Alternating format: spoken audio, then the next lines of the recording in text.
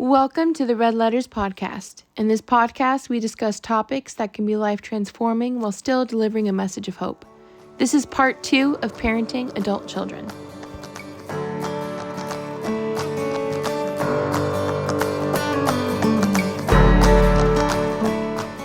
Actually, I know I've been quiet this whole time, just listening to everybody, but I have a question. What do you do then if you have adult children that live in the house? They pay you rent, but let's just say they decide they want to sleep all day or they want to, do their thing, but they pay rent and they're taking responsibility for what they're responsible for, right? In that situation, share with me, because I know, like, for me, I can be with my kids growing up, I was very enabling. Instead of I think I did teach you guys how to do certain things, but I think I tend to do everything for them. Yeah. And I was very protective, and I know it's kind of harsh, but I want to use the word controlling, because I looked at it as I was parenting, but if anything, I was more enabling and controlling, because I was trying to control the direction that you guys were going in to protect you. Because you knew better. Exactly. And as you guys were talking, because I was just honestly really thinking about my childhood life, because my dad was, like I said, always working. My mother, she was there, but wasn't there. Mm-hmm. She wasn't a disciplinarian. Neither one of my parents were disciplinarians. My mom never really sat down with me and told me what not to do and what to do. At times, she did have a couple of conversations like that. But me growing up, I'll just say it this way, I was free. I had an open door to do whatever I wanted to do, when I wanted to do. I knew when to do it. I did the thing of sneaking out of the house. I did everything that a rebellious child would do on top of everything else you could think of that you could do wrong, other than going to jail, But looking at my life back then, there was a lot of things and I look at how I turned out, and I turned out really good, I believe, right? And I don't understand why I was so protective over my kids and so controlling. But to go back to my question, and I'm going to ask this actually, because I know there's a lot of kids still having to come home and live according to, quote unquote, this is what I expect of you, whether you're paying rent or not, you're going to abide by this. When do you stop treating them like children? Stop acting like children. Well, let's just say, though, they're not acting like children, but let's say, because acting like children means they're not paying rent, they're not taking responsibility for themselves. Well, one thing is you can't just say paying rent is responsibility. That's one. But there's a whole lot more things to be a responsible person. Paying rent doesn't qualify you to be in the category of now they're responsible. That's just that they turn over the pay period. But what would be the difference then if your child is living somewhere else and they're paying rent, but they're doing, let's say, you know what I mean? I feel like you're still trying to control your child when they're in the home, because you have a high expectation for them. Right. But they're not ready for that. Yes. Even though they're in a grown man's body. Mm-hmm. How do you deal with those children? Yeah. Yes. I'm so glad that you said if he's not ready. Because there is people out there struggling and they're just not ready. They may live in a grown-up's body, but they're just not ready. But if I had to say why it bothers me that he sleeps all day, just in general, let's say he hangs out outside in the backyard all day. He just sits there and just watches the birds. I don't know.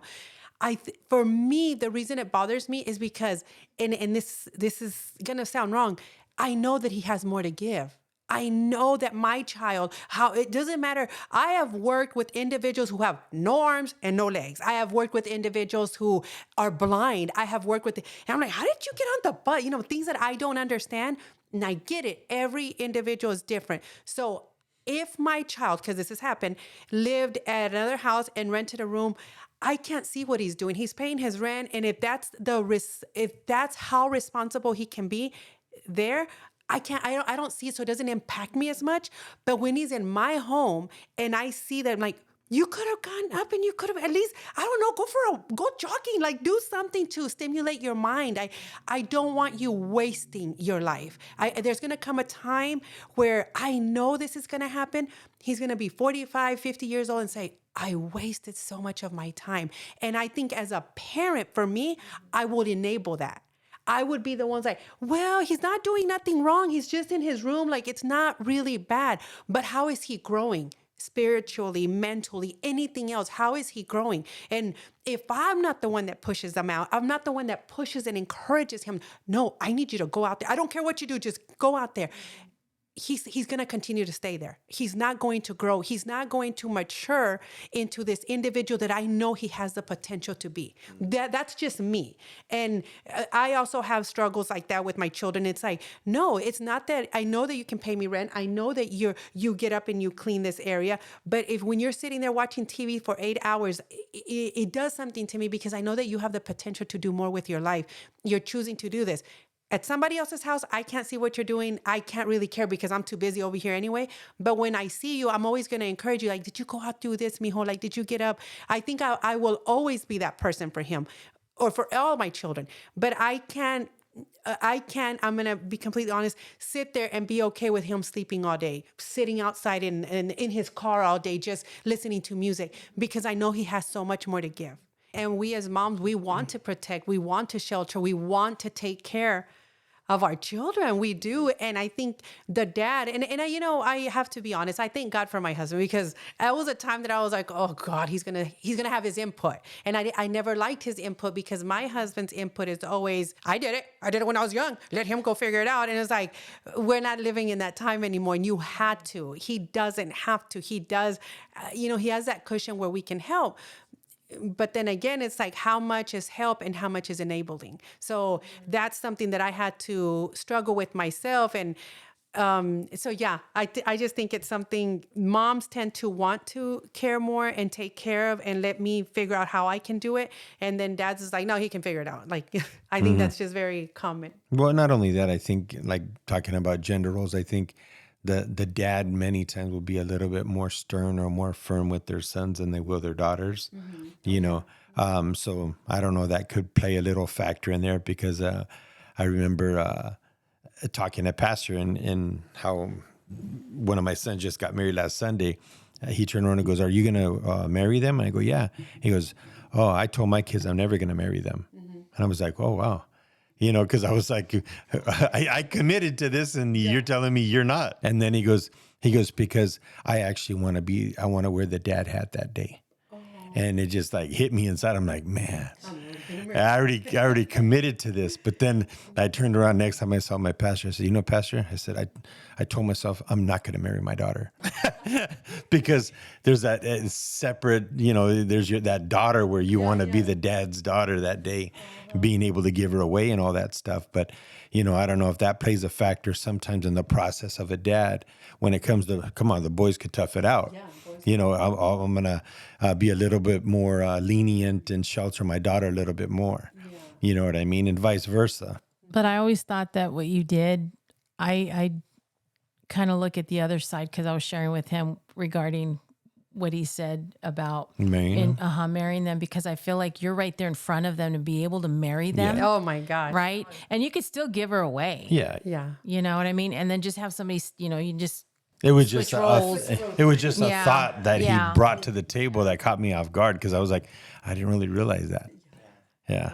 I know we'll come back, but talking about the wedding, because I was sitting there, my husband doesn't cry ever for anything. But when we were sitting there, I was like, oh my God, I know it's your son, but like, he is marrying his son. Like, he is married. Like, we couldn't, like, we're both in tears. Like, you're marrying your son. Like, what an honor, Tony. So it was such an honor to be there and to see it. It was like, this is so amazing. Like, we didn't have words. We were like we didn't know what to say, because it was so beautiful. And to witness something like that. It's like, and his son will have this story for the rest of his life, and probably the other children once they get married, because I think she was already married. But I think that's a story. Yeah, it was my dad who married me. So I think that's just beautiful. And how you kept it together is beyond me, because it was not easy. Yeah. And then even talking about the dad and the son, like it grabbed my heart when I saw, my daughter-in-law, Kinley, getting emotional and tears coming down her face. You almost expect that, but it's still like hit my heart. Yes. But the part that got me choked up is when my son's turning around and giving his vows, and he's barely holding himself together. That's what broke me, because all of a sudden, like in a split second, I saw the little boy that's drinking his milk with his big old milk mustache, looking at me, Dad, I'm getting married. That kind of like crossed my mind, and it was just like amazing to be a part of it. So I don't know, maybe I'll change my mind about Ruth. You convinced me. I think you have like the perfect seat, because you're right there in front of them when they're exchanging their vows and everything. I think it's beautiful. I really do. I do. Yeah. And I'm so glad we talked about this too, because we are human. We do love our kids like we do, but we want the best for them. We want the best for our adult children. And to others, it may seem harsh what I'm doing. To others, it may seem like I would never do that. I don't think it's fair to say what you would or could or should do until you've actually walked those shoes. I don't think it's fair to sit back and, for example, say, Ida, you shouldn't do that, because I hope that in no way I come across like that. I don't know what I would do. Like I sit back, I know what I'm struggling with, and I'm sure there's a lot of moms out there, a lot of parents out there struggling with, what do I do? Like, this kid just doesn't get it, or my kid is truly, going through something. What do you do? And it's like, whatever it is, it's like, we can't sit back and say this is what I would do, because every household is run differently, and what works for you may not work for me. And it doesn't take away from the fact that we love, for those of us who have more than one child, I believe we love all our children the same way. We love them all. I believe that we all have high expectations of all our children. And yes, we will have that one child or that other child, whatever, that is struggling more than the other. Well, you are supposed to, I believe as a parent, you are supposed to step up and be there for that child more, I think, but also be able to know when to pull back. Like, okay, these are things you can do on your own. Now I'm pulling back. Give them more responsibility, even if they're adults. I really think that that's the only way. There has to be a check and balances, as if you will, that I love you so much and I'm always going to be here for you. But these things I know you can do on your own. So I'm just going to go ahead and set you free for those things until you're ready as a parent to say, nope, I already know you have the potential. You can do it. So I'm going to step back. But it's this tug of war with moms. I think it's like, I know he can do it, but I know he still needs me. I know I'm going to let him, but I'm going to go do these things. And it could be the controlling part of us, whatever it is, but allow us to do it in my way, because I don't know. This is the first time I've been a mom to a 30-year-old. This is the first time I've been a mom to somebody who's going through this issue. This is the first time, So in relationships, be patient with each other. The husband and wife, be patient with each other, because I know my husband, like, get over it, let him. Who cares? Like, he's going to figure it out. Like, no, that's not the answer. It's like, I want something more, and that more is not coming. So be patient with each other. I think that's really key for parenting adults. Be very patient with each other. Always work and try to stay on the same page, but have a united front. But always have that patience for your your significant other. Let them express how they feel without judgment. And I think I'd want to mention too, to the young adults that might be listening right now. Sometimes you might think that either your mom or dad or both or whatever, they might be in a season where they're trying to navigate through this season of your life, and you might receive everything they say, that they're just tough, they don't understand and all that. But I want to throw a little thought at you, and that would be is, what if there's actually hurt and pain that's coming through your parents' eyes, but it's coming in a loving place, but it just comes out a little strong. Right. So don't think that they're not hurting when they see you going through this. Don't think that it doesn't, even in the dad who might be the super stern, authoritative one, there's probably some hurt and pain that he's carrying, but it's coming across as maybe anger. Right. So I want to say that because I know I'm saying it firsthand in different times of my life. And I love that you said to turn around and have a united front. Yeah. That's important. If there's the mom and dad, living together, parenting their kids together. That's super important, and that's just something you can't really fake that. No. You can, because any child, young or old, can see through that, and they know how to put a wedge in there if you don't have that united front like you're supposed to have. Another thing that I think is really good is a term that I've been kind of chewing on for a little while, and I know that it could apply to these relationships as well as anything, even in the workplace, is managing expectations.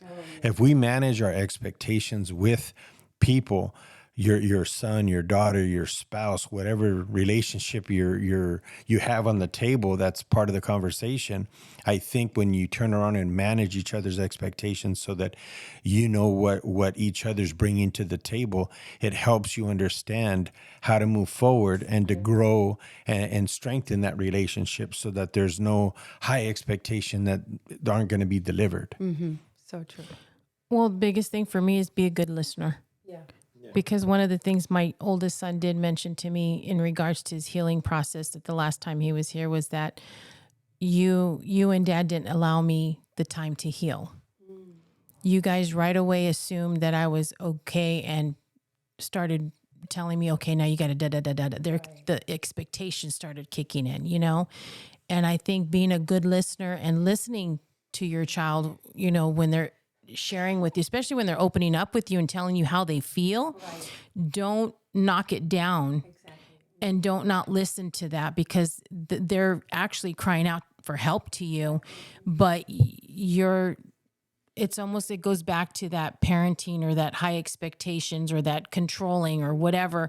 But I think being a really good listener and hearing them out and not shutting them down and validating that what they're going through is really valid. You know what I mean? And if they're asking you for help, then help them through the process. Be willing to help them through the process, no matter how long that takes. As long as they're willing, then help them. Exactly. Like you said, and then if they're not willing 100% and they're choosing not to receive the help, then there's going to come a time where you're going to have to let them go and trust God, with them and believe God, that they're going to be okay, period. Exactly.